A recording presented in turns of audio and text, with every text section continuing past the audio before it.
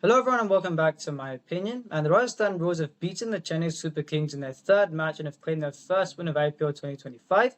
Let's get into this review. Starting off with the Rajasthan Royals, I'd said in my preview video, looking at that squad, they've got no options outside. So when in my preview I was comparing with what I would go with and what they would go with, I did that only with CSK because of Rajasthan. The 11s are the same. They've not got the options outside. So I thought they went with the correct 11 and they used Kumar Kartikeya as the impact sub. The CSK, there were two things that I thought doomed them in this match before a ball was bowled. First of all, the two changes. I knew these were two players who they weren't going to use correctly. The first being Jamie Overton for Sam Curran.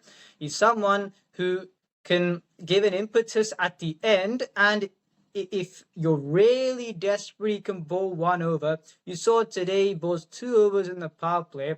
He's not someone who can bowl in the power play. And if he's bowling on a track with the ball seaming around, is he bowls a fuller length? No. On a slower surface, if he bowls short, he'll go for runs, is what happened today. And even though he went for runs in the first over, you had to bring him back for a second because of the options you've got to bowl in the power play, which I'll get to very shortly. And secondly, Vijay Shankar, I knew they were going to bat him at 5. On a slower surface, he's someone who cannot bat after the top 4 in terms of an optimal output, and we saw what happened today as well. So I knew they wouldn't use those players correctly. And Rutraj Gaikwad winning the toss, choosing to bowl first, then and there, and the match was over. I said in my preview they should look to bat first and score that 180. Rajasthan Royals batted first, scored 182, and I thought that was a match-winning score.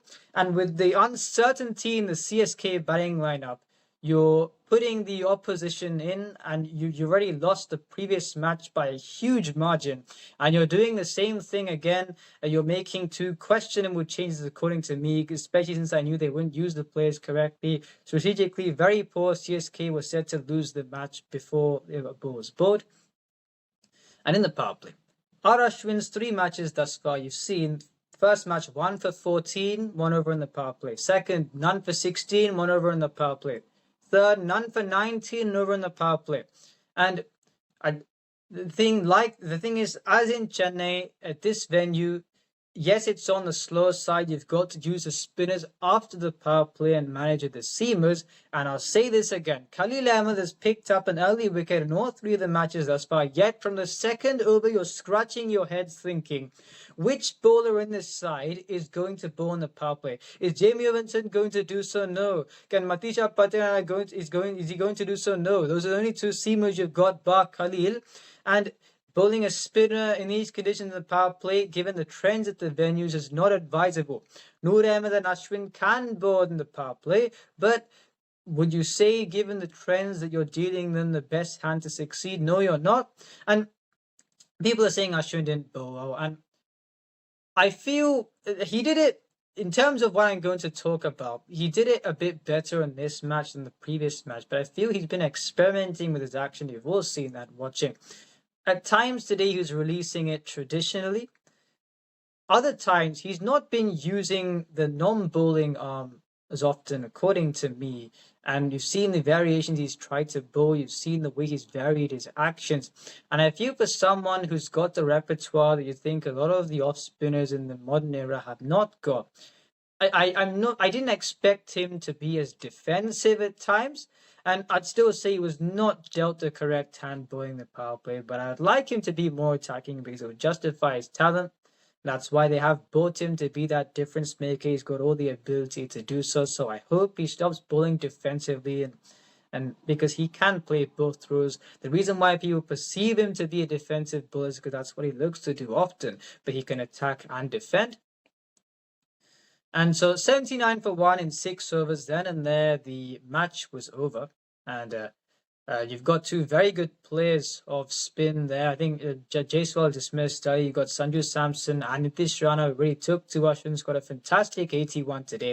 And I thought the structuring of the batting lineup from Rajasthan, although not as optimal, I thought it was much better than what they did in the previous matches, where I said Riyan Parag batting ahead of Nitish Rana is illogical, and we saw Nitish Rana correctly sent at number 3 and he made a telling contribution. I'd still say in this case, now at this venue, considering CSK's spin strength, the slow nature of the venue, Dhruv Jurel was dismissed for the 4th wicket, and he tried to slog the ball, and that's not his game. He's someone who can accelerate, but he's not someone who's going to look to muscle the ball like a Riyan Parag would do. So if Dhruv Jurel was promoted to 4, Parag at 5, he could have nurdled the spinners, and then you got Parag only looks to go in one gear at the end. They could have got close to that 200 mark. So while the optimization, they attempted to do so better than previously, I still thought it could be better. And I'll say this again, people were saying he would be shooted from Noor Ahmed. 11 crores, retained player.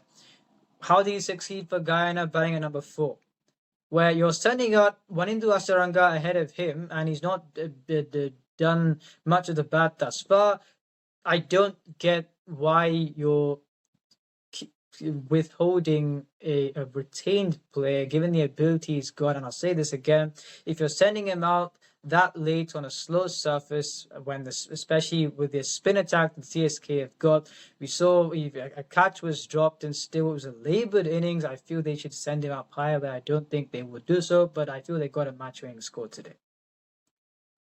For CSK, Matisha Patriana, I thought he bowled today, as did Noor Ahmed. Jadeja, Rutraj Gaikwad, once again not trusting spinners, only giving it 2 overs. However, everyone else has bowled. We've got four bowlers bowling 4 overs, and because you bowled Jamie Overton 2 in the power play, you could not bowl more of Jadeja because the others bowled out there 4. And this is why I'm saying the team selection, meaning the place where CSK is suffering the most with the ball is in the power play. Apart from Khalil, they've not got the options to turn to, and that's why Yuvraj Gaikwad is reluctant to bowl the spinners if they go for runs after being bowled in the wrong phase, and that is what's setting CSK back. Strategically, with bat and ball, they've not been up to the mark. In the batting, Rutraj Gaikwad once again played a confident knock. Rachin Ravindra didn't go well today, but he's also full of confidence. You got those two, and I'll say this again, there is no one else who's providing any faith looking through this batting lineup. Where you saw Shivam Dube today, 18 off 10, hasn't arrived to the party as of now. And on the topic of Shivam Dube, Wanindu Asaranga, I've said this many times, he's someone who is a 2 for 39 and 4 bowler. Today, did he bowl outstandingly? No, he bowled quite a few half trackers. 4 for 35 and 4. And in those 4, 3 wickets were obtained. I think the first 3 wickets were obtained after a 6 was hit the previous delivery. So it shows the kind of bowler that he is. But they used him in the correct phase. Mahesh Tikshana bowls in the power play. Today he was brought on as the 4th bowler. Why? Because they knew all the spinners were brought on after the seamers because they knew what the conditions would offer. So I thought it was an improvement from the Rajasthan Royals from what they did in the previous match. So credit where it is due. Do I think they will qualify? No. But if you go on about that too much when they've won a match, I don't think that there would be a just argument. If someone wins on the day, you've got to give them credit. So I thought it was a very good performance of the Rajasthan Royals. And for CSK, there are a few things they could do. Before I go on to that, I'm talking about strategical decisions. I've said Vijay Shankar at number 5 on a slow service is not someone who's going to provide the output. And once Shivam Dube is dismissed, I was surprised Vijay Shankar hit that 6 because then you saw the way he was dismissed, that googly did not spin sharply. He could have effectively played it like a straight delivery, but he stumbled and got bowled. And before Vijay Shankar, people are saying they should have sent out Jadeja for the left-hander to the wrist spinner, but I'll say this again.